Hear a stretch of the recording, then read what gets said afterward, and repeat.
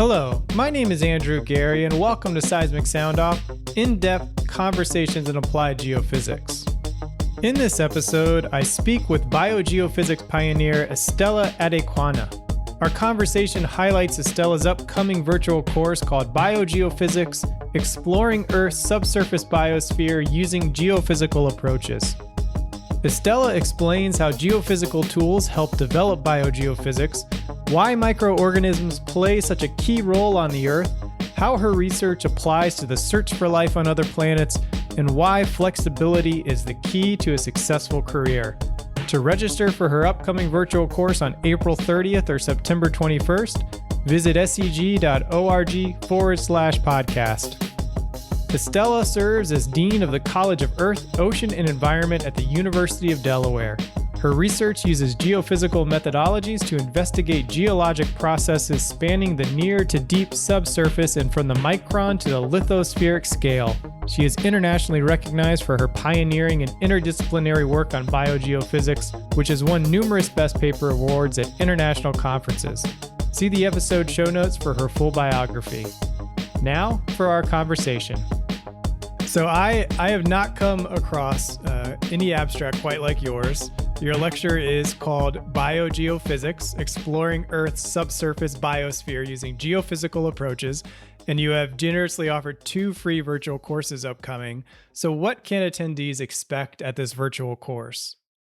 That's a very good question. And just like you said that you've never come across any abstract that is like mine, biogeophysics is pretty foreign to most geophysicists. Probably only geophysicists that work in the near surface environment are familiar with it, because that's the group that I typically associate with in SCG. However, I think it's a very, very exciting, area of research. And most people don't realize this, but microorganisms are ubiquitous, which means they are everywhere. We can find them at the bottom of glaciers, hydrothermal vents, deep mines in South Africa, and they are definitely abundant in the shallow subsurface. These microorganisms are not passive, by the way, but they are catalysts for geologic change, playing a very important role in accelerating many Earth processes and transforming our physical Earth. In fact, the field of geomicrobiology is concerned with the study of the interactions between microorganisms and geologic materials. Nonetheless, many geophysicists have not recognized this important role of microorganisms. So my goal with this lecture is to show how the interactions between microorganisms and Earth materials result in changes in physical properties that can be imaged with conventional geophysical techniques that we use routinely, such as seismic, magnetics, electrical and electromagnetics, and that we have used for exploration of groundwater, oil and gas, and minerals. So essentially what I'm trying to say here is that the same techniques that we've used for our exploration efforts are the same techniques that can be used to explore changes in physical properties caused by microorganisms. So in short, the take-home message for this lecture is going to be that geophysical techniques do not only measure the subsurface physical and chemical properties of the subsurface, as geophysical methods are conventionally and typically used, but that it can also be used for the detection of microbes, microbial growth, and micromineral interactions. Well, you helped pioneer this field of biogeophysics, and maybe for a geophysicist kind of hearing this terminology for the first time, could you provide just a brief overview of biogeophysics and how its development occurred? Well, so I will give you the definition of what biogeophysics is. And this can be found in a 2009 review paper that I co-authored with Lee Slater from Rutgers University in New Jersey. we define biogeophysics as an interdisciplinary study that spans the established disciplines of geomicrobiology, environmental microbiology, biogeochemistry, and geophysics, and that it is concerned with the study of the geophysical signatures resulting from the interactions of microorganisms and earth materials. So that is really in a short explanation for what biogeophysics is. As geophysicists, we typically measure the contrast in physical properties between a target and its surrounding. And in this particular case, we're saying that with biogeophysics, we explore those contrast in physical properties that result from the biological processes. So I would say that the development of biogeophysics this has occurred over the last maybe 20 years or so. One of the first papers that we published in biogeophysics was published in 1997, 1998. It's not one of those research areas where you decide that that is what you wanted to do. It was actually by serendipity. And I usually tell this little story when you give presentations on biogeophysics. I remember in the early 90s going to SAGIP meetings, and this is the Symposium for the Application of Geophysics to Environmental and Engineering Problems. And one particular area that puzzled people is the geophysical response of hydrocarbon contaminated environments. And at that time, this is the early 90s when the Air Force bases had been decommissioned. And many of them, as you know, had a legacy of hydrocarbon contamination. And so the question is, what would the geophysical signatures of these contaminated environments look like? And if we borrow from the oil and gas industry, we expected that these environments would be resistive because oil is a resistor. And so in studying ground penetrating radar signals, you would expect them to have these bright spots, just like you would see even for the seismic data when you're looking at oil environments. But what was interesting is that most presenters were coming up, and instead of finding these very bright reflections, they were getting attenuated reflections, and nobody could really explain them. So we had an opportunity, and this is when I was at Western Michigan University. We had an opportunity to go to a contaminated site at Ward Smith Air Force Base in Oscoda, Michigan. And University of Michigan had been contracted, to do some work in the Air Force Base to try to, determine the extent of hydrocarbon contamination at the base. So they invited us to do the ground geophysics. And this is really the beauty and the value of doing integrated geophysical investigations. So instead of collecting just ground penetrating radar, like most people had, my colleague and I, Bill Sock was his name, whom I've considered as a mentor for me in the near surface geophysics field. We went there, and instead of collecting just GPR, we also collected electrical resistivity. And what did we find? Interestingly, we confirmed what other researchers had discovered, that at field sites, when you had aged contamination or an environment where the contamination had existed for a very long time, the GPR signals were not as bright reflections, they were actually attenuated reflections. And remember that we could not explain why the reflections were attenuated. However, we did something different. We acquired electrical resistivity data together with the GPR. And what do you know? The electrical resistivity data showed us that the contaminated environment was actually conductive. It was not resistive. And so we scratched our heads trying to figure out why that was the case. We were lucky that at this particular site, we also had some researchers from the Environmental Protection Agency and DOE scientists were working at the site as well, and they were geomicrobiologists. So they had acquired lots of microbial data at the site and lots of groundwater chemistry data. So we poured over this chemistry data, we looked at the microbial data, we realized that the geomicrobiologists had established that or the environmental microbiologists as well, were establishing that microorganisms were capable of breaking down the hydrocarbons. But what we also discovered is that during that process of breakdown, they produce organic acids. And that these acids were leaching the aquifer materials. So that explained why we had this high concentration of ions in an environment that was otherwise supposed to be resistive.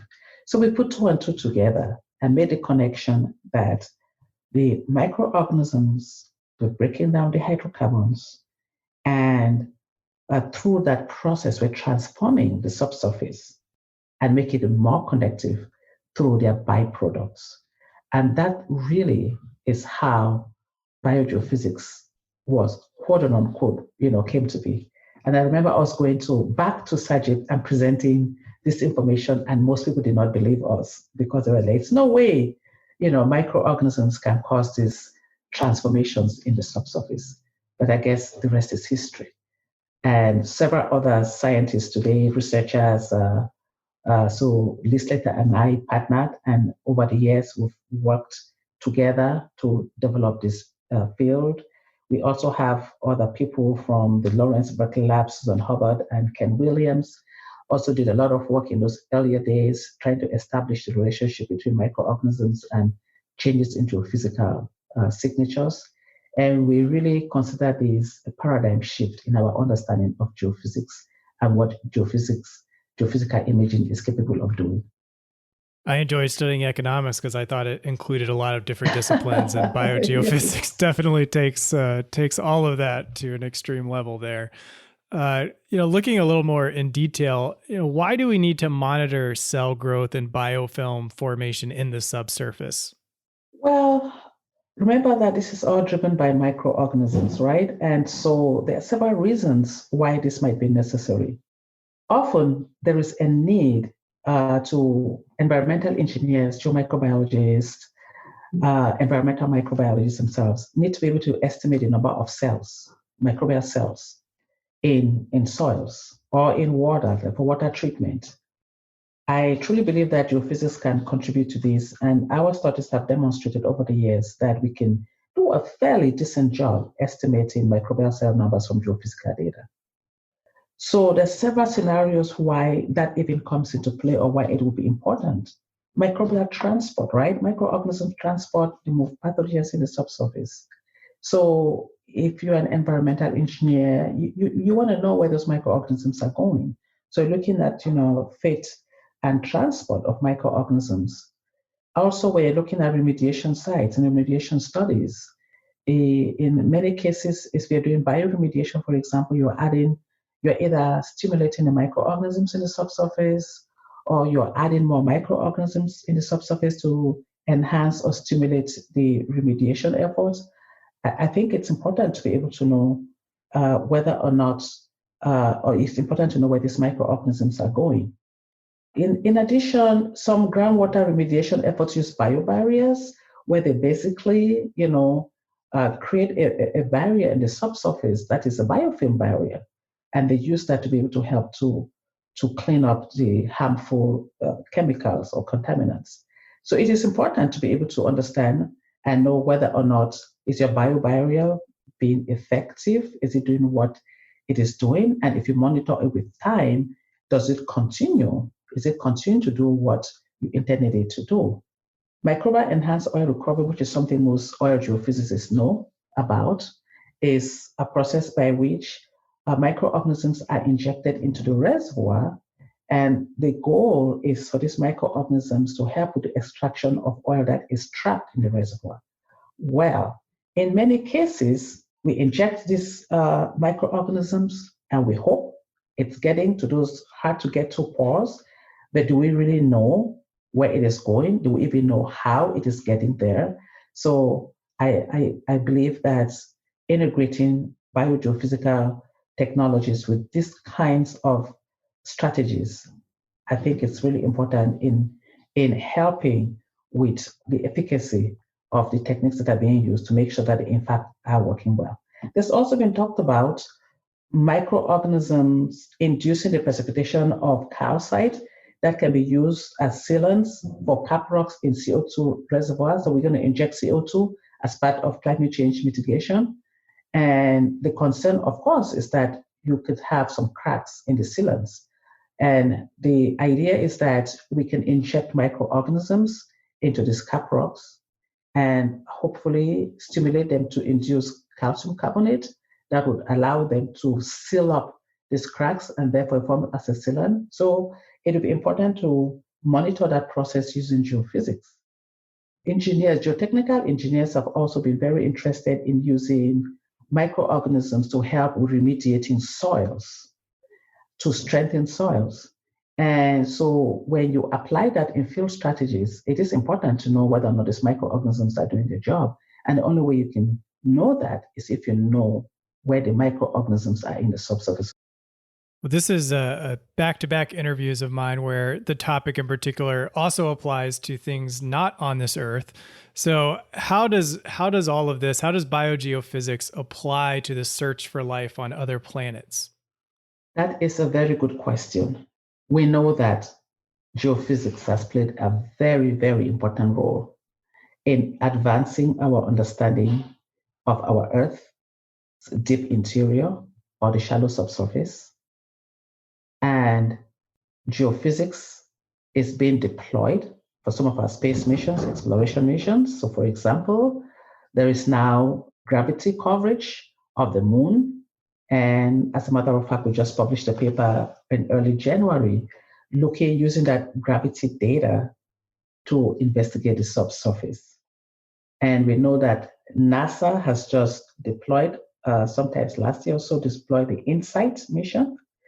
And they are collecting geophysical, subsurface geophysical data for the first time. We have seismic data that's acquired on Mars, and they call them Mars quakes.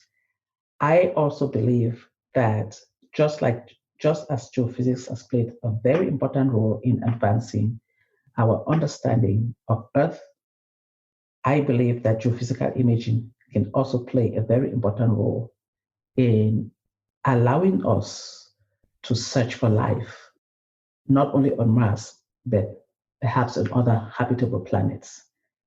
That is a very interesting question you ask me because every time I give a biogeophysics talk, first question I always get from the audience is, this is so fascinating. Do you think we can use geophysics to look for life on other planets? So I think, yes, the potential is there.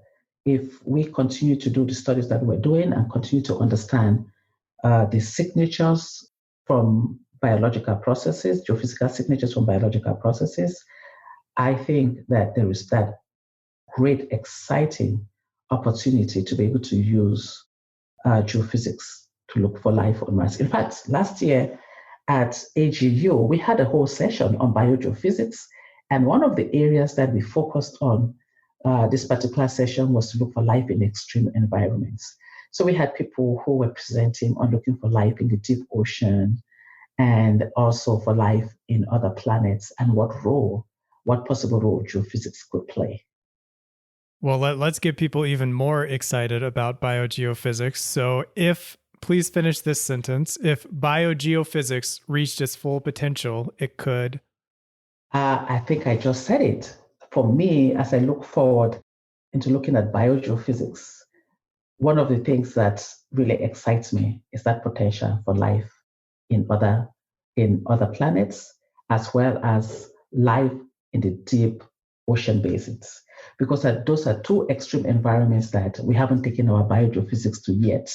And so to me, that's the exciting opportunities and potential that really exist. But we are challenged, of course, right, for looking for life on other planets, for example. We are used to looking at in geophysics, we need to know what the contrast is in physical properties between the background and your target. The problem is that we don't know what that background looks like on Mars, and so it might be difficult. And our hope is to be able to get biogeophysics to the science to a state where we could be able to tell the presence or absence of microbial life with or without a priori information. So the question is that, are there unique biosignatures in the geophysical data that are due to just life. And that's really what NASA is looking for, is those unique biosignatures that there's absolutely no doubt. And so for us, it would be to look at our geophysical data and determine whether or not can we truly say that what we see cannot be caused by some other mechanism, and that is completely microbial. I think if we're able to do that, it would unlock a lot of possibilities for looking for life in other extreme environments.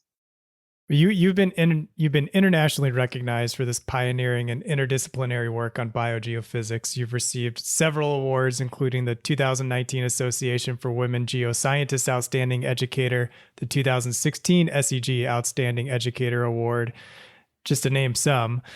Given your success and honors, what one piece of advice would you offer someone that would like to succeed in this field?